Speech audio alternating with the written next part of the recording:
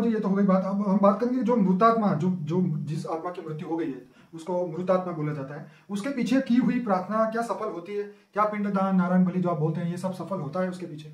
ये एक्चुअली देखा हूं तो ये भारत के हिंदू शास्त्रों में जो फिलोसॉफियां हैं, जो शास्त्रों में जो बात लिखी गई है, पहले 100% सच थी।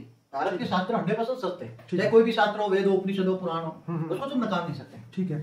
मगर पहले जो बातें थी, अब हर कोई चीज बदल गई। पहले आप देखो, भारत के अंदर आज से 5000 साल पहले केवल आदि मतलब हिंदू फिलोसॉफी थी, हिंदू शास्त्र को ही मानने वाले थे। मगर धीरे धीरे अनेक धर्म आए, अनेक मत मतांतर आते गए, और हिंदू धीरे धीरे फिलोसॉफी, जो हिंदू फिलोसॉफी है वो धीरे धीरे बहुत कम रह गई ना।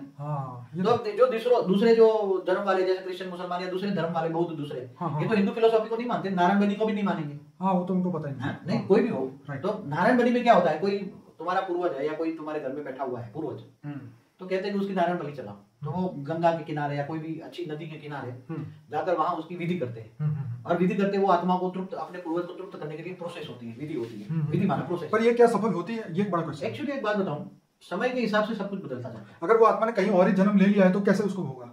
देखो एक बात बताऊं, नहीं, जो जिस नारायण बलि के विधि करते हैं या कहीं भी करते हैं, कोई भी प्रक्रिया की, मैं किसकी करते हैं? पहले तो एक बात बताऊं कि जब आत्मा शरीर छोड़ देती है तो 13वीं करते हैं। क्या करते हैं? 13वीं। उसको बोले थे तो सबको खाना खिलाया जाता है, सबको खाना खिलाते हैं।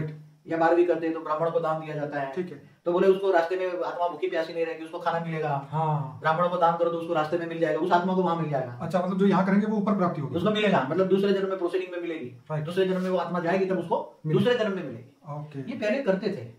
मगर अभी जो पहले ब्राह्मणों में वो शक्ति होती थी, जब वो विधि करते थे तो वो प्रोसेस करा के उसको मिलती थी, वो आत्मा के साथ प्रोसेस में उसको शक्ति मिलती थी।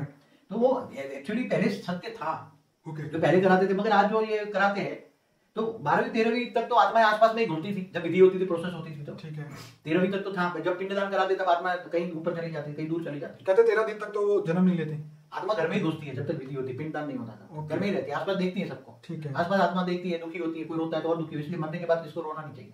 उसकी सदगति के लिए प्रार्थना, भगवान को प्रार्थना करनी चाहिए, वो उसकी सदगति हो। क्योंकि तुम रोगे तो वो भी रोएगी सूक्ष्म में। ठीक बात है। इसलिए ये जो विधियां है उसके लिए बहुत गहरा सब्जेक्ट है। देखो ये जो विधि कराते हैं, नारायण बलि हो या उसकी जो आत्माओं की तृप्ति, अपने पूर्वजों की तृप्ति के लिए करते हैं, सब बहुत पहले भी शास्त्रों में लिखा है। तो बाबू जी